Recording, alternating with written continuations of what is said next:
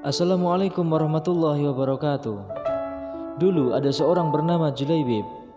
Julaibib merupakan salah satu sahabat Nabi Muhammad SAW.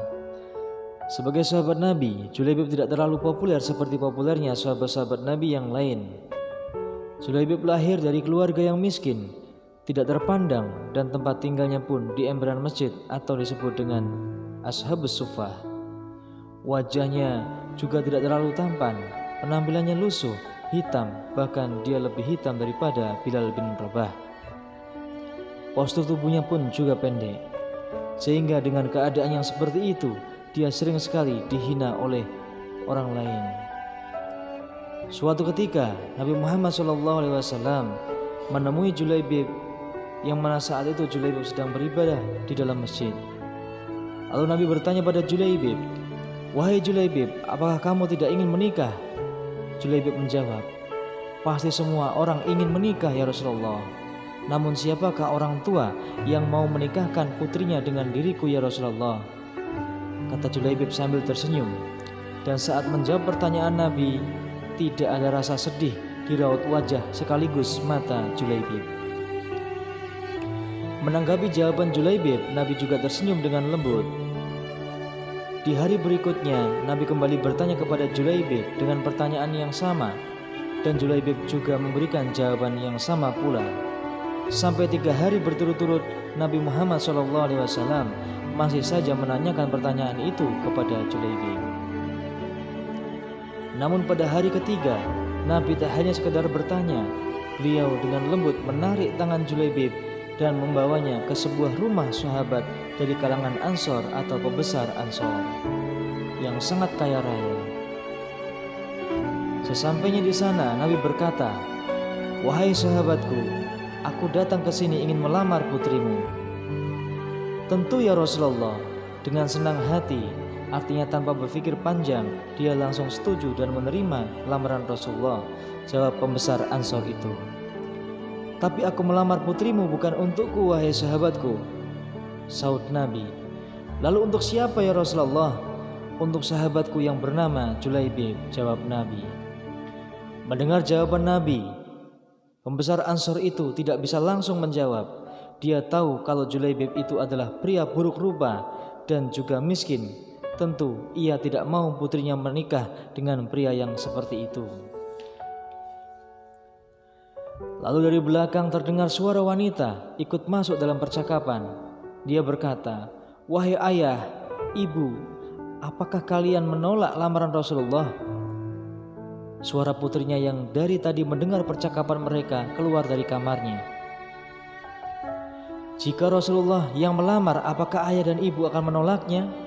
"Aku sekali-kali tidak akan menolaknya, karena aku yakin Rasulullah tidak akan membuat kita sengsara," lanjut putri pembesar Ansor tersebut. Perkataan tegas dari putrinya membuat dirinya dan istrinya luluh. Akhirnya lamaran Julaibib diterima oleh putri yang cantik dan baik hati itu. Lalu setelah memutuskan kapan hari pernikahannya akan dilaksanakan, kemudian Julaibib dan Nabi pulang dari rumah pembesar Ansor itu. Sesampainya di rumah, Julaibib memberikan kabar gembira itu kepada sahabat-sahabat yang lain. Namun ketika pernikahan Julaibib tinggal menghitung hari, Julaibib kembali datang pada Rasulullah. Lalu dia berkata, "Ya Rasulullah, sesungguhnya saya tidak memiliki cukup biaya untuk acara pernikahan. Bagaimana ya Rasulullah?" Akhirnya Nabi mengumumkan kepada sahabat-sahabat yang lain untuk membantu kepada Julaibib.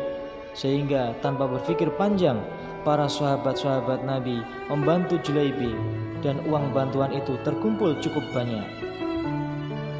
Tidak berselang waktu lama, lalu Julaibib bergegas untuk membeli segala persiapan untuk acara pernikahannya. Namun saat itu tersiar kabar bahwa Nabi akan berperang melawan kafir Quraisy.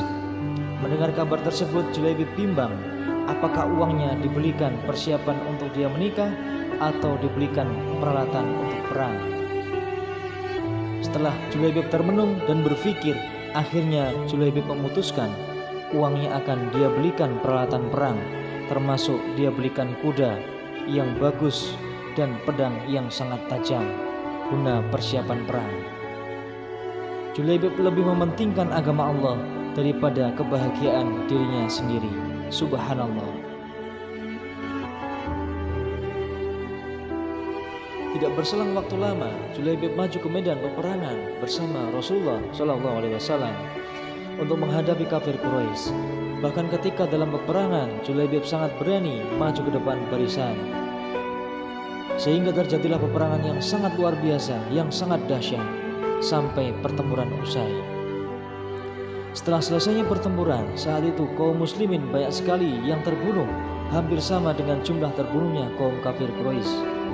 Lalu Rasulullah bertanya pada para sahabat, "Apakah kalian kehilangan seseorang?" Mereka menjawab, "Tidak ya Rasulullah, semua sudah ketemu."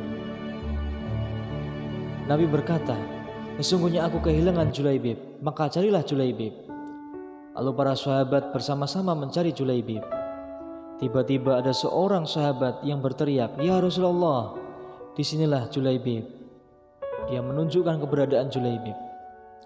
Lalu Rasulullah bergegas langsung menuju ke tempat itu dan melihat sekujur tubuh Julaibib berlumuran dengan darah dan penuh dengan luka tusukan pedang. Saat itu di sekeliling Julaibib ada 7 orang kafir yang diduga dibunuh oleh Julaibib. Lalu setelah kejadian itu, Rasulullah SAW tidak segan-segan membopong jenazah sahabatnya itu menggunakan kedua tangannya. Dan Nabi jugalah yang memasukkan jasadnya ke liang lahat. Ini semua menunjukkan bahwa Nabi sangat sayang kepada Julaibib, tidak melihat bentuk fisik rupa Julaibib. Subhanallah.